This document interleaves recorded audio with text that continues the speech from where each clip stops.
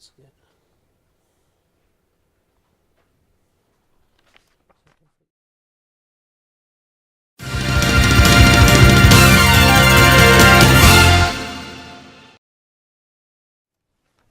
Well, hello there, ladies and gentlemen. I did tell you we'd be back very soon, didn't I? I'd like to say I've got company alongside me. Matt Furness here from Opta joining us for this on the stream. We've got a couple of little shows for you to sort of break down the season even more. I'm going to start with this incredible shot. I love this shot of all the excitement in City as they once again became Premier League champions. And it was in Fanatic style. We've had some great Premier League clubs over the years. You look at the Invincibles from Arsenal, you look at those great United sides from the 90s. This lot seem a little bit more special, though. I mean, yeah, they've broken so many records this season, and they kind of did it the hard way today. 93rd minute or 94th minute winner it was, I think. And they almost celebrated like they won the title today, but it meant that much to them to obviously seal the 100 points in the Premier League. I was about to say, how emphatic is that 100 points? Because obviously that's the first time in English Football League history. It's not just within the Premier League. Yeah, so in the 3 points for a win era, it's the most by a team, 100. And even if you converted previous champions when it was 2 points for a win, they also would be the only team to reach 100 points. So an amazing effort, really. Yeah, indeed. And you look at some of those teams that come up alongside there on the graphic on the screen there, like Everton in the 1960s, Chelsea, that great side, the Mourinho Dole side, dare we say, sometimes as it's known as. But even that still got to 95 points. But that shows you how great this City team is. Yeah, and in particular the Spurs, 1960-61, I mean, they were the team that had the previous record for wins in the season as well. So they originally had it with 31 wins in 42 games.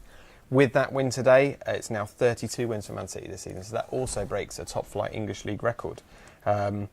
Not only that... Just shows how much on that late goal, though, doesn't it? It does.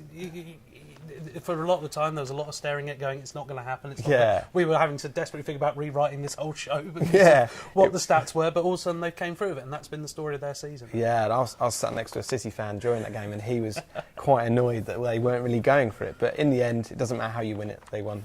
Let's just have a look at the Premier League, all-time Premier League, where it sits as well, obviously. Again, dominated by Chelsea and United, but City now far and away at the top there, just showing their dominance again this campaign. I mean, the Chelsea team last season were probably one of the most underrated champions in Premier League history. They won 30 games, which was, at that time, a Premier League record.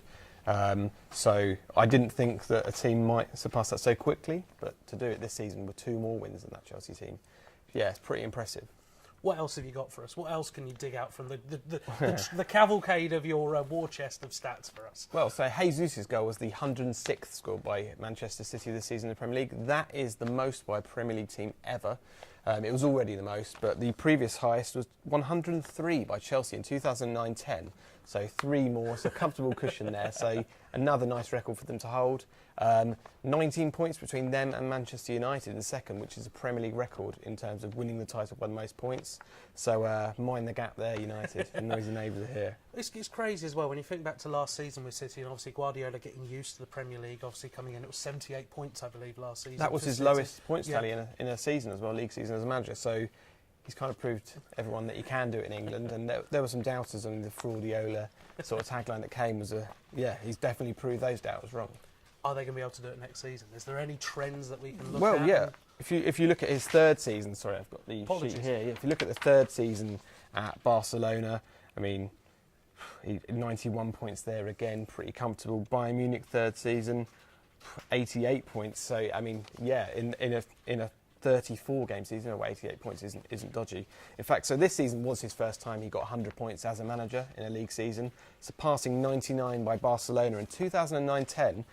But points per game was actually better at Bayern Munich in one season. So, yeah, at Bayern Munich, he managed 2.65 points per game in, that would have been the 2013-14 season. So, yeah, 2.63 for Manchester City this season. So a little bit less. There's something for him to aim at next season.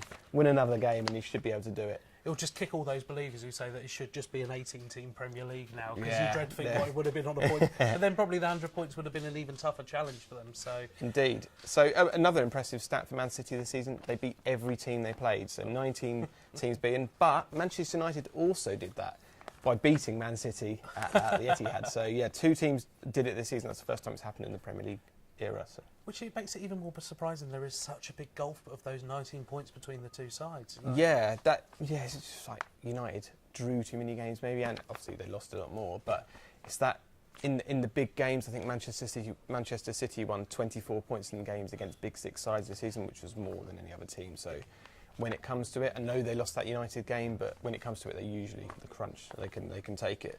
Some other stats there, they won the title, as you may remember, with 5 games less to play, which equals the top flight English League record. So overall, been a fantastic season for Manchester City.